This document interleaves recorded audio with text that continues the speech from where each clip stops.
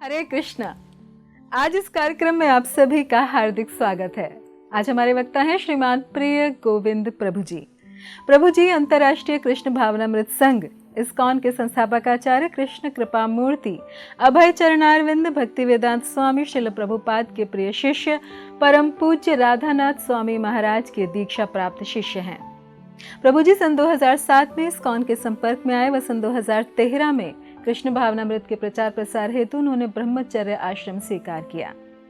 प्रभु जी अपने स्कूल के दिनों में एक अत्यंत ही मेधावी छात्र रहे हैं, जिन्होंने हाई स्कूल के गणित में 100% अंक प्राप्त किए तथा प्रभु जी ने army institute of technology Pune से कंप्यूटर में इंजीनियरिंग अर्थात बी की डिग्री प्राप्त की है।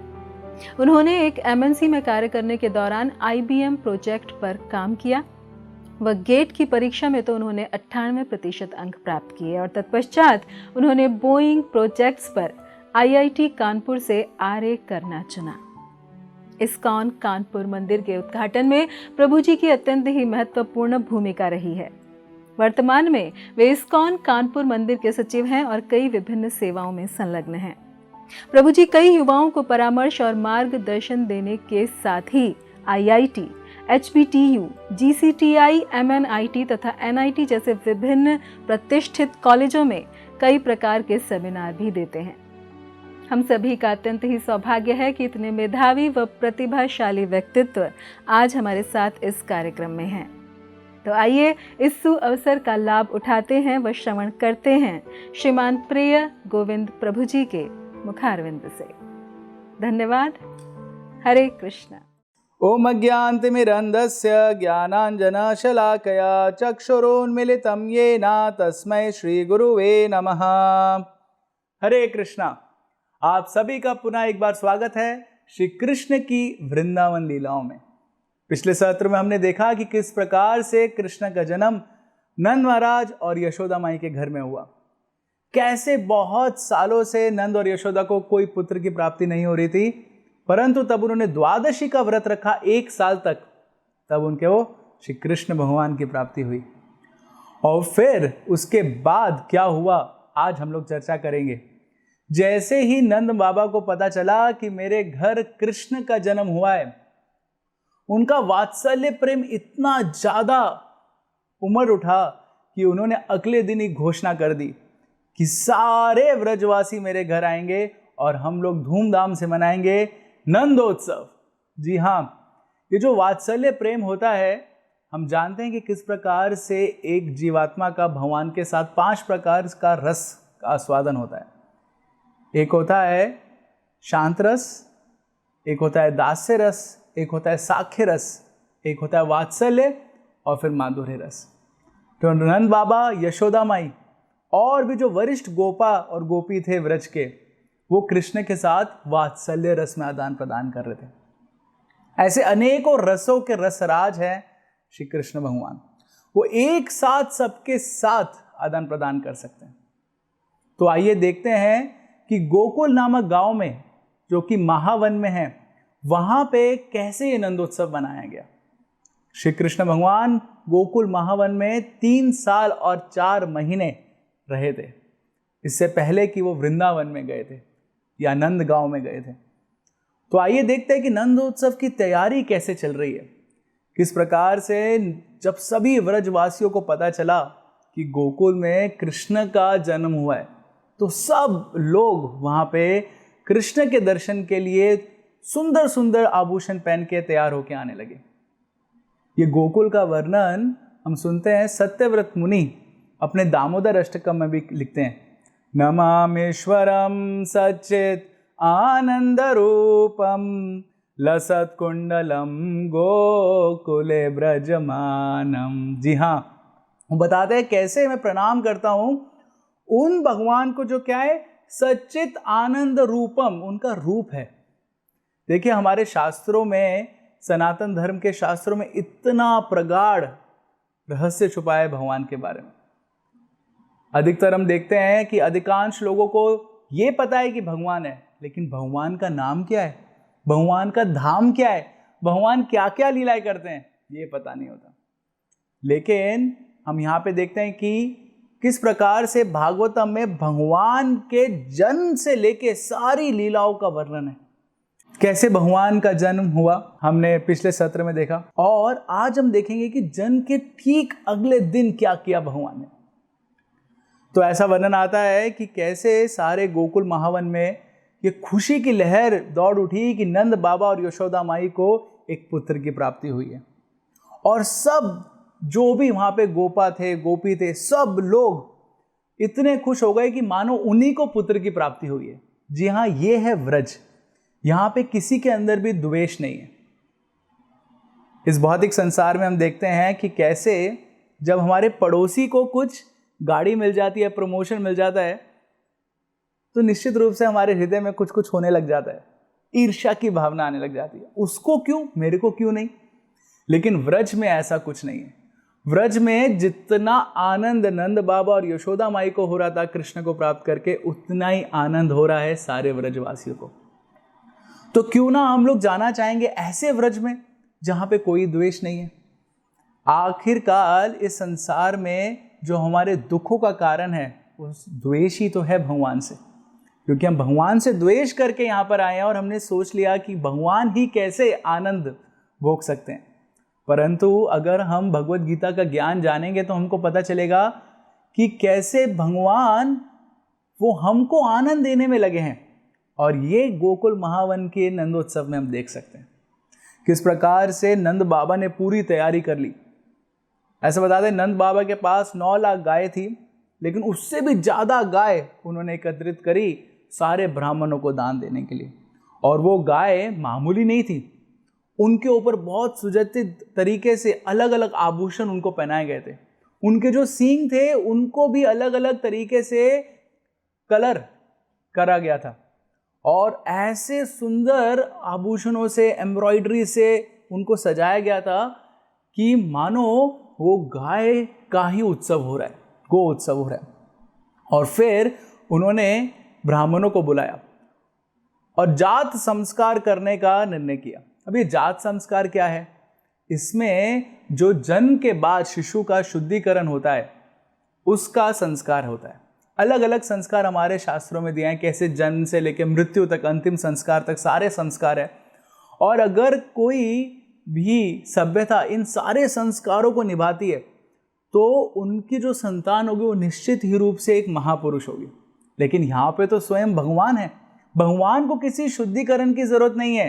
भगवान का तो वर्णन आता है, ओम अपवित्र पवित्रो वा सर्वावस्थागतोऽपि वा यत्स्मरेत् पुंडरीकाक्ष सभाय विहंतर शुचि। वो बताते हैं ओम अपवित्र पवित्रो, भगवान तो अपवित्र को पवित्र करने वाले हैं। फिर भगवान के लिए शुद्धिकरण समझ में नहीं आ रहा है।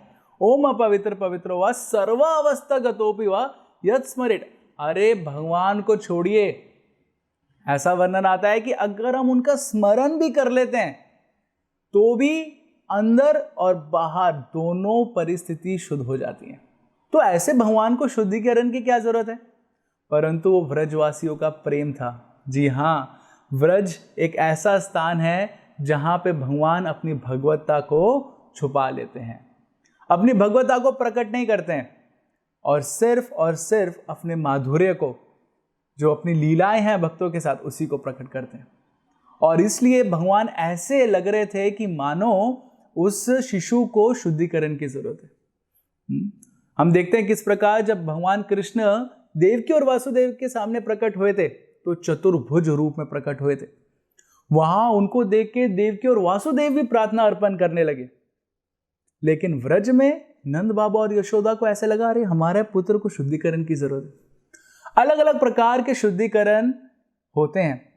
जैसे बताया जाता है कि समय के साथ साथ जो भूमि है उसका शुद्धिकरण हो जाता है।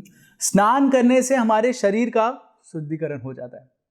तपस्या करने से हमारी इंद्रियों का शुद्धिकरण हो जाता है और संतुष्टि रखने से हमारे मन का शुद्धिकरण हो जाता है। उसी प्रकार से आत्म साक्षात्कार करने से जीव आत्मा जो है उसके ऊपर जो आवरण है उसका शुद्धिकरण हो जाता है और वो भगवान की भक्ति कर पाती है।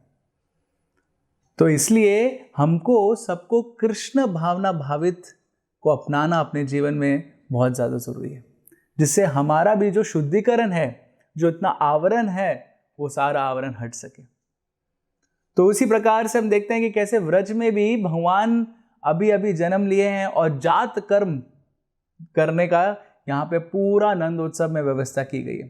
बहुत सारे ब्राह्मणों को बुलाया है जो बहुत निपुण हैं वैदिक मंत्रों का उच्चारण करने के लिए। वो अलग बात है कि आजकल के समाज में ऐसे बहुत कम ही ब्राह्मण बच गए हैं, लेकिन उस समय व्रज में ऐसे ब्राह्मण थे जो इतने निपुण थे सारे इतिहासों का, पुराणों का, वैदिक शास्त्रों के मंत्रों का उच्चारण करने के लिए। उतना ही नहीं, वो गाने में भी बहुत निपुण थे। हर एक जो मंत्र था उसको गा के वो वहाँ पे सुनाते थे और अलग अलग वाद्य भी बजाने में निपुण थे। और ऐसा हो गया कि पूरा व्रज सजने लगा। तो उसमें वर्णन आता है कि किस प्रकार से अलग अलग झंडे प्राकृतिक तरीके से सुंदरता व्रज की बढ़ रही थी। अलग अलग प्रकार के झंडे लगाए जा रहे थे, फूलों की माला से दरवाजों के ऊपर सजाया जा रहा था, आम के पत्तियों की बेल लगाई जा रही थी पूरी की पूरी। और इस प्रकार से अनेकों अनेकों तरीके से जो राजमार्ग थे जहाँ से चलते थे सब व्रजवासी, वहाँ पे सुगंधित जल का छिड़काव किया जा रहा था, जिससे कोई भी आए तो उसको आनंद ही आनंद लगे। और ऐसे वातावरण में वो कैसे भूल सकते थे अपनी गायों को। जी हाँ, देखिए, एक समाज का लक्षण होता है कितना वो सभ्य समाज है, कि कितने अपने सारे जो समाज में प्राणी है उनका टेक केयर करता है। तो इसलिए हमको सिर्फ ह्यूमन लॉज नहीं बनाने चाहिए, एनिमल लॉज और एंड्स लॉज, एक्वेटिक लॉज, सारे लॉज बनाने चाहिए, क्योंकि सब ये जो प्राणी हैं हम उनके सबके साथ में रह रहे हैं। तो वैसे ही व्रज में जो गाय थी, हमने देखा कि किस प्रकार से उनको भी बहुत ही अच्छे तरीके से उन्होंने सजा दिया था सारी गायों को, और उनके शरीर के ऊपर अलग अलग छाप, अलग अलग तरीके से वहाँ पे डिज़ाइन बनाए गए थे। तो हम देखते हैं आजकल भी कुछ लोग अपने हाथों को रंग में भिगो के गाय के ऊपर ऐसा छाप लगा देते हैं। तो ऐसे प्रकार के अलग अलग तरीके से जो आकृतियाँ थी वो गाय के ऊपर बनाई गई थी। और जो सारे गोपा थे उन्होंने एकदम नए नए वस्त्र पहने और अच्छा सा सुंदर सा देखने वाला अंग वस्त्र और बढ़िया सा पगड़ी अपने ऊपर लगाया। और जो सारी गोपियाँ थी, जो व्रज की स्त्रियाँ थी, उन्होंने भी अपने आप को श्रृंगार करना शुरू किया। ऐसा बताते हैं कि सुंदर तरीके से आँखों में काजल लगाया और चेहरे पे और माथे पे कुमकुम लगाया, और किस प्रकार से उन्होंने भी अपने बहुत ही अच्छे अच्छे जो वस्त्र थे वो पहन के सारे आभूषणों से सुसज्जित होके वो गोपियाँ जा रही थी नंद और यशोदा के घर में। तब वह वहाँ पे जा रहे थे, उस समय उनके बालों में जो फूल लगे थे वो राजमार्ग में ऐसे गिर रहे थे और ऐसा लग रहा था कि वो फूलों का ही मार्ग बनता जा रहा है। और उनके जो हाथ के कंगन थे, कान की बालियां थी, वो सब सूर्य के समान चमक रही थी। तो इतना सुंदर वातावरण था जब वो सब व्रजवासी कृष्ण को मिलने आ रहे थे, और सब कृष्ण को दुआएं देते हुए, कृष्ण को आशीर्वाद देते हुए वहाँ पे सब प्रकट हो रहे थे। और फिर जब एक साथ वो एकत्रित हो गए, उस समय क्या हुआ, उस समय नंद बाबा ने वहाँ पे दूध, दही, माखन इत्यादि के ढेर लगा दिए, और सब एक दूसरे के साथ खुशी बनाने के लिए वो एक दूसरे को माखन फेंकने लगे, दही फेंकने लगे, घी और इत्यादि सारी चीज़ें वो फेंकने लगे जो भी कुछ दूध से बनती थी। और एक प्रकार का मान लो वो दही और माखन की होली हो गई हो, इस प्रकार से वो खेलने लगे। तो यहाँ पे देखते हैं, देखिए कि कितना व्रज जो था वो समर्थशाली था। वो व्रज में ऐसा नहीं कि लोग बहुत गरीब थे, बहुत भिखारी थे, नहीं, जहाँ पे भी भगवान होते हैं वहाँ पे सुख और समृद्धि अपने आप आ जाती है। भागवतम के आखिरी श्लोक में संजय ने भी ये अपना निर्णय सुनाया, किसको? धृतराष्ट्र को। संजय कहता है यत्र योगेश्वर कृष्ण यत्र पार्थ तनुधर तत्र श्री विजय और भूति ध्रुवा नितिर मतिर ममा। ये मेरा मत है, जहां पे भी जो धनुर्धारी हमारे अर्जुन हैं और जहां पे योगों के ईश्वर कृष्ण है, वहां पे क्या होगा, तो वहां पे सुख समृद्धि सब धन दौलत सब कुछ अपने आप आ जाएगा। और वही हम देखते हैं कि ये ही दूध घी दही ही सही में जो समृद्धि के लक्षण थे व्रज के। और जब इस प्रकार से उन्होंने होली खेली तो निश्चित रूप से उनके कपड़े वापस जरूरत था उनको चेंज करने के लिए, तो नंद बाबा ने सबको पुनः नए नए कपड़े और आभूषण भेंट किए। वहीं पर ही रोहिणी जो बलराम जी की माँ थी वो भी वहीं पे मौजूद थी, और जब उनको वो कपड़े प्राप्त हुए वो भी बहुत सुंदर तरीके से सज के वहाँ पर आई। हालांकि उनके पति वो अभी भी मथुरा में थे और अपने पति से अलग रह के कोई स्त्री अपने आप को इतना ज़्यादा आभूषणों से नहीं सजाती है, परंतु रोहिणी भी नंद महाराज और यशोदा माई को खुश करने के लिए वहाँ पे इतने आभूषण पहन के आई। देखिए क्या है व्रज का भाव, कैसे हर कोई व्यक्ति दूसरे की खुशी कराने में लगा हुआ है। और आजकल हम देखते हैं कि कैसे दूसरे की खुशी से हमको दुख हो जाता है, लेकिन व्रज में ऐसा नहीं है, दूसरे के दुख से हम दुख हो जाते हैं। यही है वैष्णव। वैष्णव क्या है, पर दुख दुखी। और यही हम देखते हैं यहाँ पे कैसे रोहिणी जी भी इतने अच्छे आभूषण पहन रही हैं सिर्फ और सिर्फ नंद बाबा और यशोदा माई को प्रसन्न करने के लिए। और ऐसा लग रहा था कि पूरे व्रज इतना समृद्धिशाली हो गया कि मानो लक्ष्मी वहाँ पे आके रज में लोट पोट रही हैं, इतना समृद्धिशाली हो गया था वो पूरा का पूरा व्रज। और देखते ही देखते बहुत सारे देवी देवता भी वहाँ पर आ रहे थे जो दिख नहीं रहे थे, लेकिन वहाँ पे आके कृष्ण के दर्शन लेने के लिए आतुर थे। ऐसा बताते हैं कि ब्रह्मा जी भी थे, अपने स्वान के ऊपर बैठ के, जो उनका गाड़ी है उसके ऊपर बैठ के वहाँ आए। शिवजी नंदी जो बैल है उस बैल के ऊपर बैठ के आए। सूर्य भगवान अपने तेजमय रथ के ऊपर बैठ के आए। इंद्र अपने ऐरावत के ऊपर बैठ के आए। और वायु खंजना करके जो पक्षी है उसके ऊपर बैठ के आए। यमराज अपनी भैंस के ऊपर बैठ के आए। और कुबेर जी ऐसे रथ के ऊपर आए जो पूरे पुष्पों से सुसज्जित था। और जो चंद्रमा है वो भी आए हिरण के ऊपर बैठ के। कार्तिकेय आए मोर के ऊपर बैठ के। सरस्वती जी जैसे ब्रह्मा जी आए स्वान के ऊपर, वैसे ही वो सरस्वती जी भी उसी के ऊपर बैठ के आई। लक्ष्मी जी गरुड़ जी के ऊपर बैठ के आई। दुर्गा जी भी आई अपनी शेर के ऊपर बैठ के। सारे के सारे देवी देवता वहां पे प्रकट हो गए। ये था व्रज का आनंद जब नंदोत्सव चल रहा था। देखिए कृष्ण क्या अभी प्राकट्य हुआ है और पूरे व्रज में आनंद की लहर फैल गई है। और यही है व्रज, जहां पे सिर्फ और सिर्फ आनंद ही आनंद है।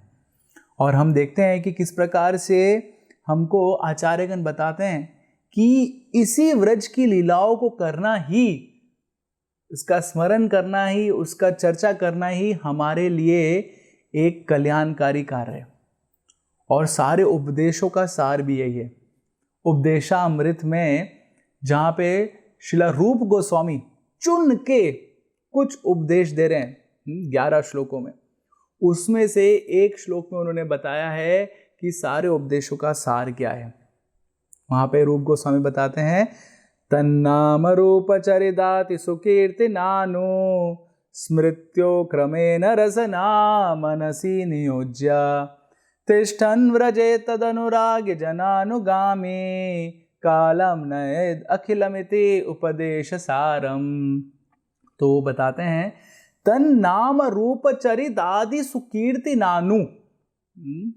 तो बताते हैं कि किस प्रकार से हमको कीर्तन करना चाहिए, गाना चाहिए जोर जोर से। क्या? भगवान का नाम, भगवान का रूप का वर्णन, भगवान का चरित्र, भगवान की लीलाएं, इन सब का हमको जोर जोर से कीर्तन करना चाहिए। और उस कीर्तन से क्या होना चाहिए? धीरे धीरे क्रमशः हमको क्या करना चाहिए? स्मृत्यो क्रमेण रसना मनसी नियोज्य। तब हम कीर्तन करेंगे तो हमारी जो जीवा है उसको हम नियोजित करेंगे भगवान के बारे में सोचने के लिए, भगवान के बारे में गुणगान करने के लिए। और जीवा से धीरे धीरे जो हमारा मन है वो भी भगवान के गुणगान में नियोजित होगा। और ये सब कुछ कैसे करना चाहिए तो बताते हैं कि तिष्ठम व्रजे तद अनुराग जनानुगामी, और ऐसा करते हुए हमको व्रज में ही रहना चाहिए। लेकिन ये सब कुछ किसके इशारों पे होना चाहिए तो बताते हैं तद अनुराग जनानुगामी, जो भगवान के शुद्ध भक्त हैं उनकी निर्देशिता के अंदर ये श्रवण और कीर्तन होना चाहिए। कालम नयेद अखिलम इति उपदेश सारम, और यही सारे उपदेशों का सार है कि हम भगवान की लीलाओं का, चरित्रों का, नाम का, गुणों का, सबका जोर जोर से कीर्तन करें और जोर जोर से उसको सब लोगों को बताए और अपनी जीवा को लगाए और फिर धीरे धीरे स्मरण करें। लेकिन ये सब कुछ एक भगवान के प्रामाणिक भक्त के निर्देशिता के अंदर। जी हाँ, यही सारे उपदेशों का सार बताया गया है। तो एक बार श्रीला प्रभुपाद जी ने तब ये बताया तो प्रभुपाद जी के जो शिष्य थे वो सोचने लगे कि हमको भी किसी व्रजवासी का पालन करना है, भगवान के शुद्ध भक्त का पालन करना है। तो प्रभुपाद जी के पास आए और उन्होंने पूछा, प्रभुपाद किसका हमको पालन करना चाहिए, हमारे लिए कौन है वो व्रजवासी? तो सोचने लगे कि प्रभुपाद जी शायद से किसी गोपी का नाम लेंगे या किसी गोपा का नाम लेंगे। प्रभुपाद ने कहा, तुम्हारे लिए वो व्रजवासी कौन है? मैं ही हूं। तो मेरे ही जो कथन है, मेरे जो उपदेश है, उनको तुम पालन करो। तो जी हाँ, हमारे लिए बहुत एक शुभ समाचार है कि हमको वो व्रजवासी जो हैं वो मिल चुके हैं। इस्कॉन के संस्थापक आचार्य ऐसी भक्ति वेदांत स्वामी श्रीला प्रभुपाद जी के आदेशों का पालन करते हुए हम बहुत ही सरल तरीके से ये जो उपदेश है कृष्ण का नाम कीर्तन करना, इसका पालन कर सकते हैं। और उन्होंने ये पूरी सोसाइटी की रचना भी इसी प्रकार करी है कि शुरुआत से ही हम देखते हैं मंगल आरती में उठते ही भगवान का ही गुणगान करना शुरू करते हैं। और ऐसी ही लीलाएं भगवान ने व्रज में की है। जब भगवान का जन्म हुआ था तो गोकुल ही में बताते हैं कि किस प्रकार भगवान रेंगने लगे, और रेंगते रेंगते वो कभी कभार उस गड्ढे में गिर जाते थे जहाँ पे गाय का गोबर और गाय का मूत्र का मिलके कीचड़ बना हुआ है, और जब निकलते थे तो उनके ऊपर पूरे गाय का गोबर और गोमूत्र ही लगा रहता था। ये अभी ऐसा नहीं था कि ये बहुत ही घिन आती थी उनको, या लगता था कि अरे बिल्कुल अच्छा नहीं, ये ही उनके लिए सबसे ज्यादा सुंदर आभूषण हुआ करता था। जी हाँ, गाय का गोबर और गोमूत्र। गाय भी हमारी माताओं में से एक माता है ना। हमारी माता जो जन्म देती है वो तो सिर्फ जन्म के कुछ महीनों तक हमको दूध पान कराती है, लेकिन गाय माता जो है वो पूरे जीवन भर पर्यंत हमको दूध का पान कराती है। तो वैसे ही कृष्ण उन गायों के गोमूत्र और जो गोबर होता था उसके कीचड़ में लोटपोट करा करते थे। एक बार कृष्ण ने देखा कि मेरी मैया तब चलती है तो उसके पैरों में से आवाज आती है घुंघरू की। तो ऐसे ही कृष्ण को कैसे पता चल जाता कि मैया कहाँ है मेरी, जहां से उनको घुंघरू की आवाज आती थी वहां चले जाते थे। तो एक बार कोई और गोपियां जा रही थी, कृष्ण ने सोचा मेरी मैया, और रेंगते रेंगते गए और जब देखा तो वो गोपी मेरी मैया नहीं है, और फिर डर गए और सारी गोपियां वहां पे आनंद लूटने लगी। एक बार ऐसे ही हुआ उनके घर में, हमने चर्चा करी थी कैसे वृंदावन धाम में चिंतामणि प्रकर सद्म सुख, जो पूरे खंबे हैं वो ज्वेल्स के बने हैं, वो मनियों के बने हैं, उसमें बहुत ही ज्यादा इतना प्रतिबिंब आ जाता है, बहुत चमकते हैं। तो वैसे कृष्ण ने एक बार एक खंबे में अपना ही चित्र देखा, और जैसे वो चित्र देखो तुरंत डर गए, क्योंकि पहली बार वो देख रहे थे कि कोई व्यक्ति खंबे से भी उनको दिख सकता है।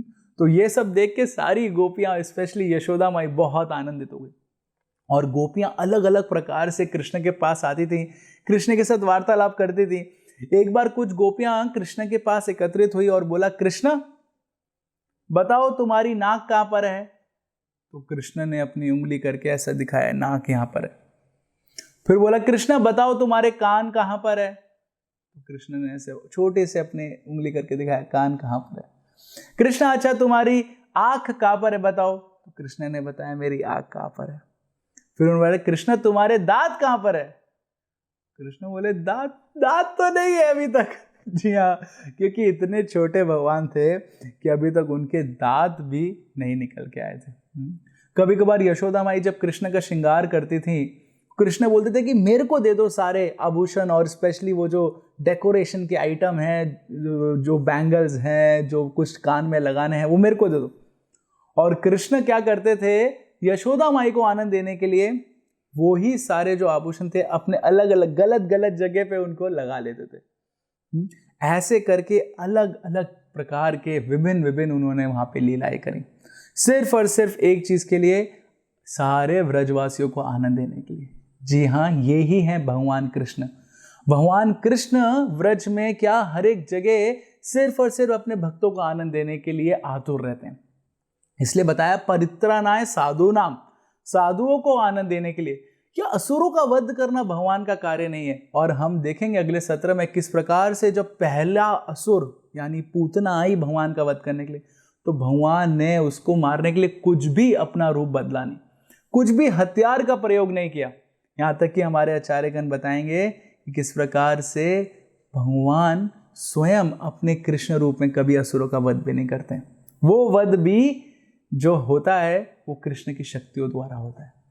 जी हाँ, ऐसे स्थान में जहाँ भगवान अपने भक्तों को प्रसन्न करने के लिए लगे हैं, हमको भी वहाँ पे जाने का प्रयास करना चाहिए और वृंदावन का स्मरण करते रहना चाहिए, कृष्ण भगवान की लीलाओं का स्मरण करते रहना चाहिए और ऐसी प्रार्थना करना चाहिए कि एक दिन हम भी भगवान के धाम में जा सके और भगवान की सेवा में नियुक्त हो सके। बहुत बहुत धन्यवाद।